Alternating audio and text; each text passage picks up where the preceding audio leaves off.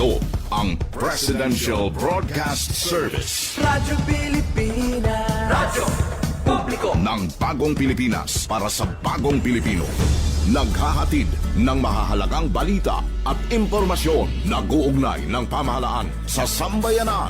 Tulay sa himpapawid ng serbisyo publiko. Radyo Pilipinas. Radyo Publiko. Ang boses ng Pangulo. Sa Iloilo, Radyo Pilipinas. 585 AM. Oras sa Radyo Pilipinas, Philippine Standard Time, alas 8:01 sa aga. Nagapanguna nga balita sa syudad, sa mga banwa, sa probinsya sa Iloilo, kagkaingon ng mga probinsya. Mga pananawon sa likod sang mga balita. Inyo mabatian sa Radyo Pilipinas Iloilo News. Mga balita nga magasugata sa inyong nga aga. Ginbantayan, ginsunod, gintipon sang Radyo Pilipinas Iloilo News Team. Gikan sa hulot balitaan. Diretso sa inyong palamatian. Yarian! Radyo Pilipinas Iloilo News.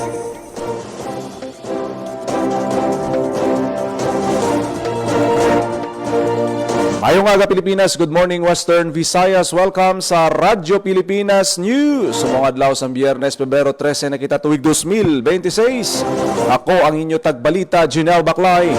Kag karon sa aton balantayan, kag mainit nga mga pangulong dinalan.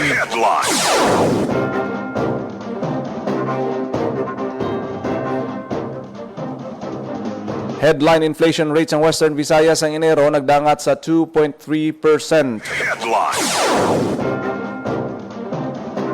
Tatlo ka adlaw nga Calle Real Valentine's Night Market hiwaton sa Pebrero 13 tubtob Pebrero 15.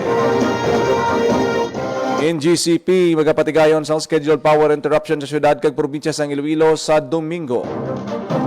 Voters registration sa Comelec Iloilo City padayon sa distrito sang Molo.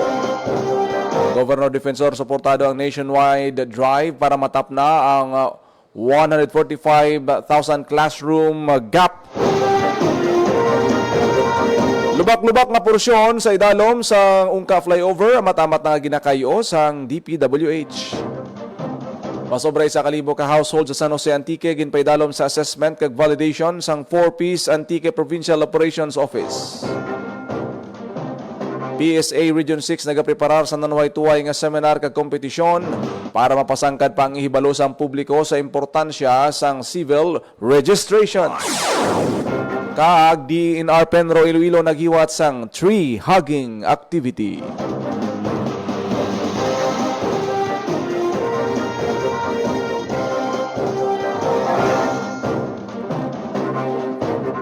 Oras sa Radyo Pilipinas, alas 8:05 sa aga kagkaroon sa detalye na sa aton mga balita lokal. Radyo Pilipinas News.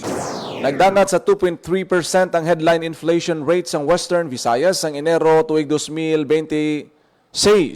Ini ang mas mataas kung ikumpara sa 1.8% kanabalag sa Disyembre tuig 2025 apang di hamak nga mas manubo sang 4% sang Enero 2025. Sunod sa Philippine Statistics Authority Western Visayas ang pagtaas ng headline inflation resulta sa pagsaka sang index sang housing, water, electricity, gas and other fuels, restaurants and accommodation services, furnishing, household equipment and routine household maintenance.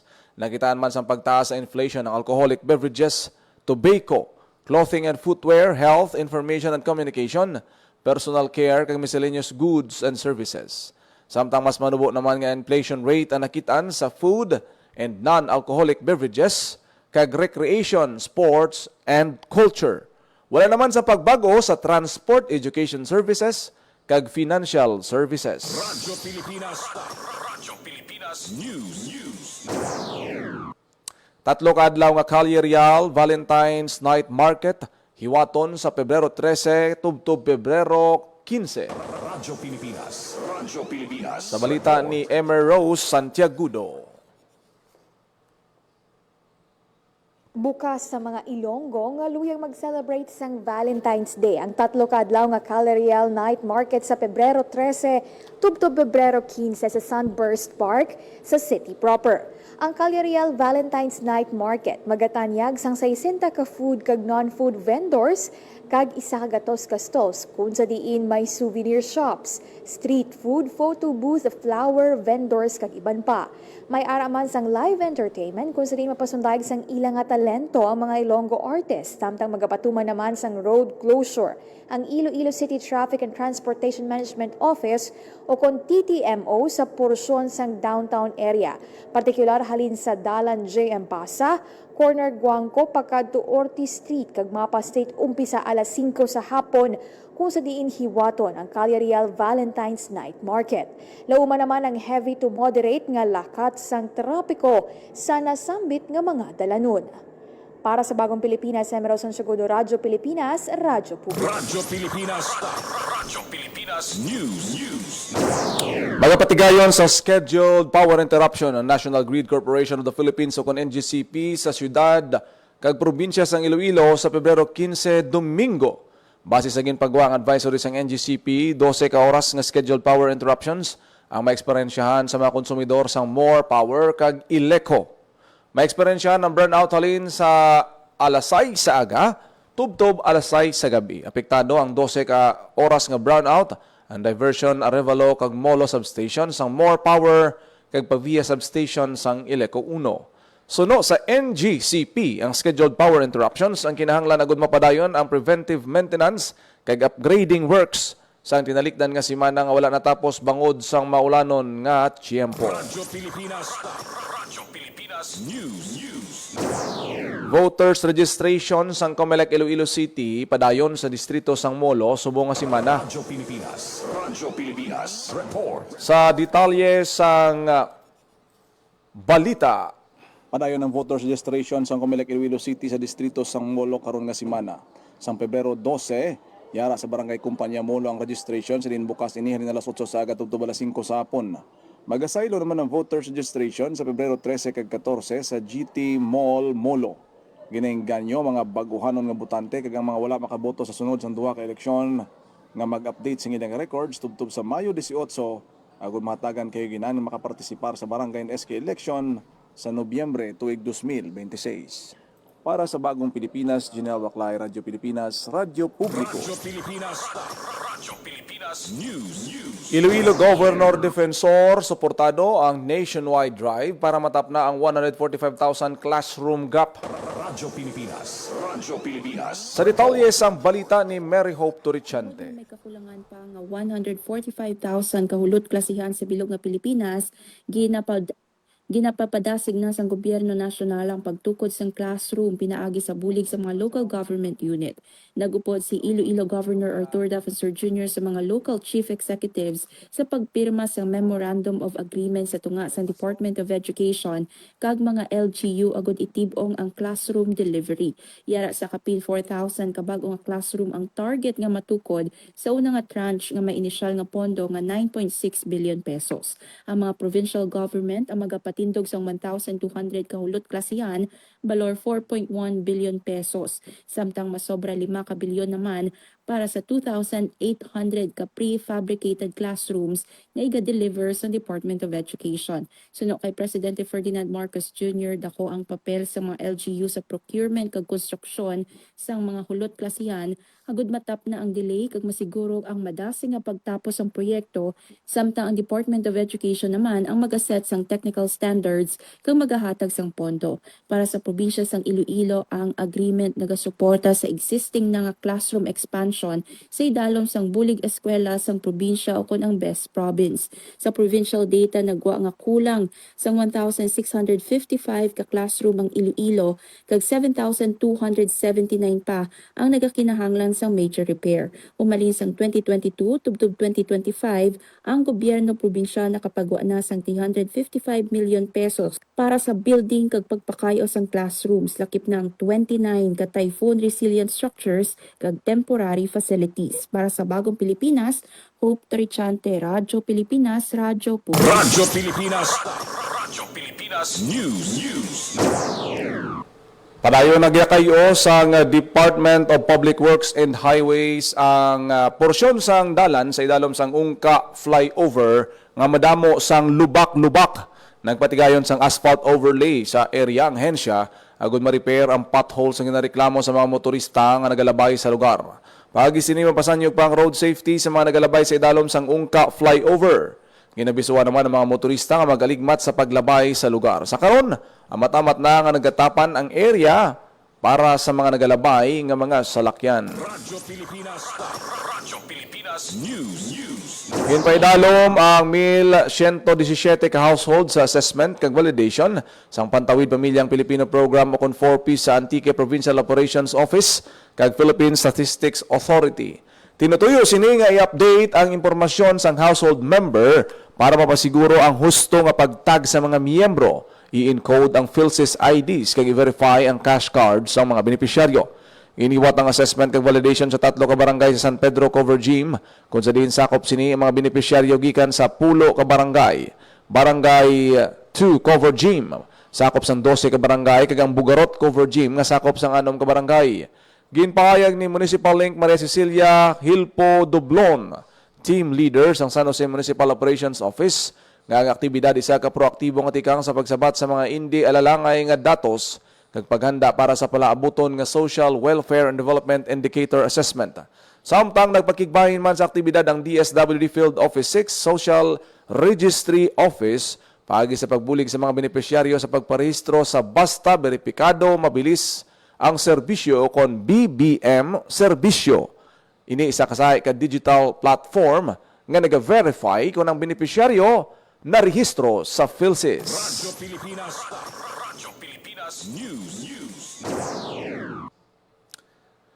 Nagpreparar sa nanuhay-tuhay nga aktibidad ang Philippine Statistics Authority Western Visayas kadungan sa pagsaulog sang 36 Civil Registration Month nga may tema nga Navigating the Future Together, Advanced CRVS in Shaping the Global and Regional Data Ecosystem.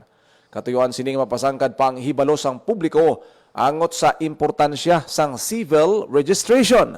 Lakip sa sining aktibidad ang Civil Registration System Mobile, PSA Services Information Education Campaign, orientation sa Civil Service Registration Laws, kag training on crash and marriage laws. May ginbuksan man nga i-poster contest nga mahimo pasakupan sa mga junior high school kag PSA personnel kag CRM TikTok dance contest para sa mga estudyante kag mga katapos ang national government agencies, local government units kag private organization. Hiwaton ang closing ceremony sang selebrasyon sa Pebrero 27 kag kadungan sa paghiwat sang duha ka separado nga CRVS Quiz B nga pasakupan naman sang local civil registry office kag mga PS. Radyo Pilipinas News. DENR Penro Iloilo naghiwat sang tree-hugging activity. Radyo Pilipinas.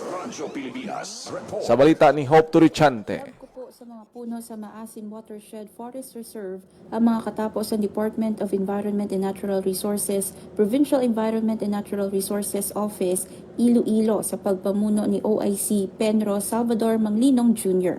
Lakip sa mga puno ang ginkupan sa mga katapos ng Penro Iloilo ang mga puno sang akasya, lawaan tree kag teak tree, mga hipos nga tagabantay sang katunggan o kon kakahuyan. Suno sa opisina ang aktibidad isa ka simbolo sang pagpalangga sa palibot kag dunang manggad.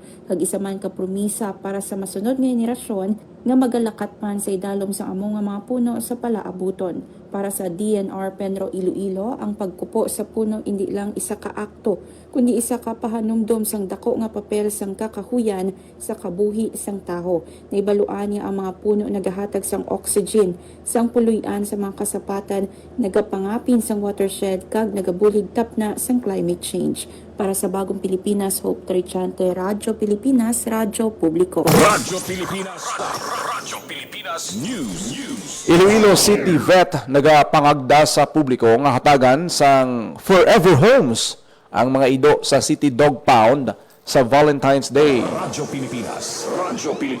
Sa detalye sang balita ni Emma Rose Santiagudo. Adopt, don't shop. Imbes nga magbakal sang mga ginabreed nga hinuptanan, mag-adapt na lang sang stray dogs o kon stray cats.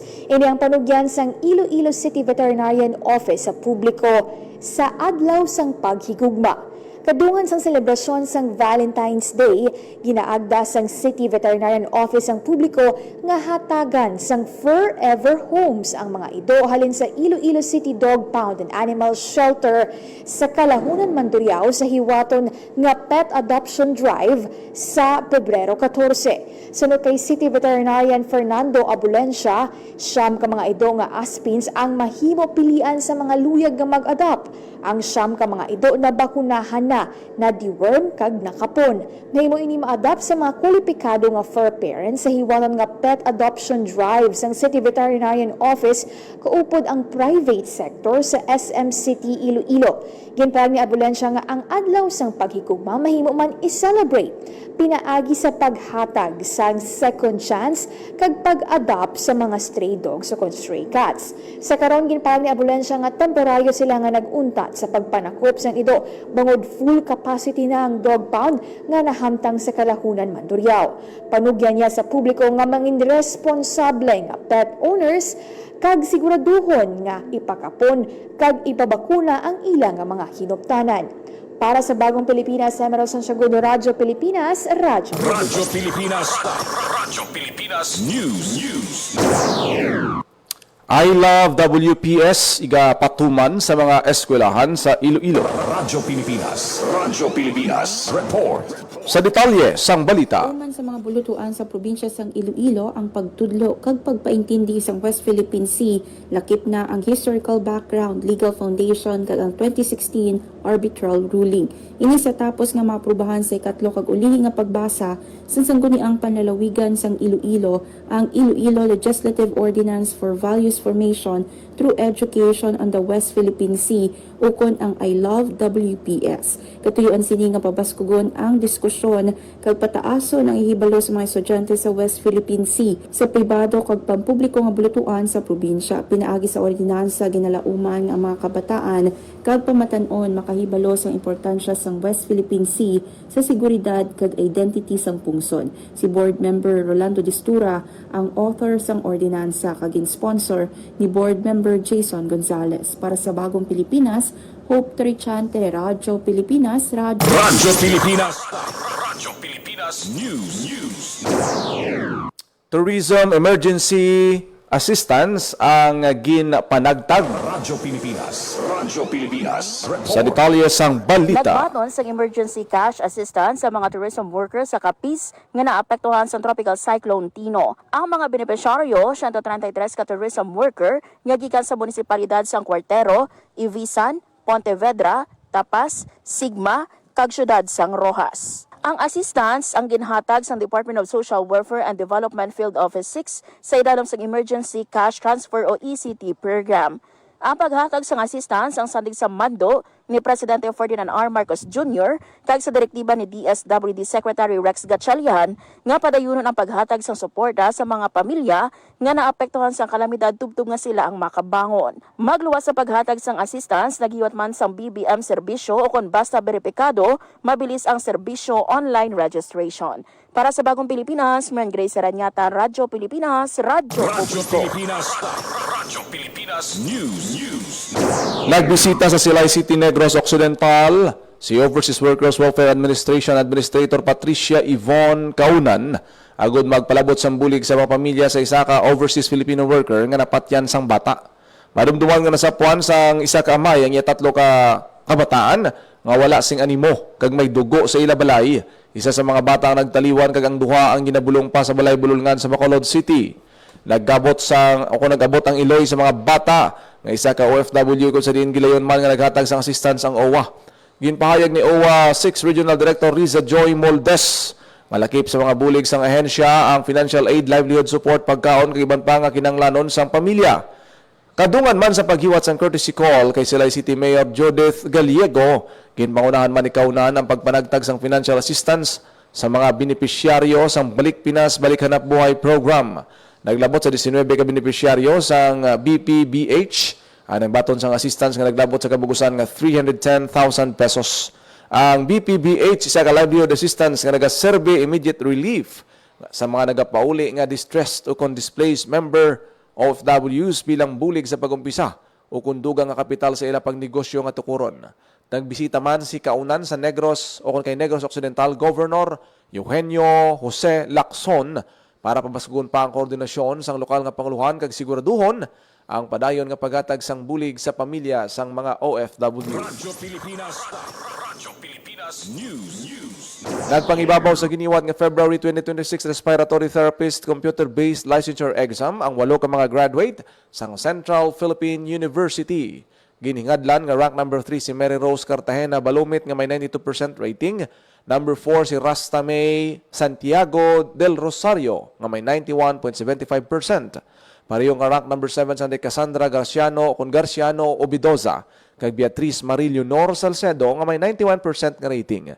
Rank number 8 sa Hana Ojero Kabangagay kag Gia May Felisario de Bill nga may 90.75% rating. Rank number 9 naman si Angelique Claire Niembra Manaay kag Danica Joy and Rose Amorga Sardoma nga may arasing 90.50% nga rating. Rank number 2 naman ang CPU sa listahan sang top performing schools nga nakakuha sang 95.74% nga average passing percentage matapos 45 sa 47 ka graduate sini nga nagkuha sa nasambit nga pasinawan ang nakapasar. Radyo Pilipinas News.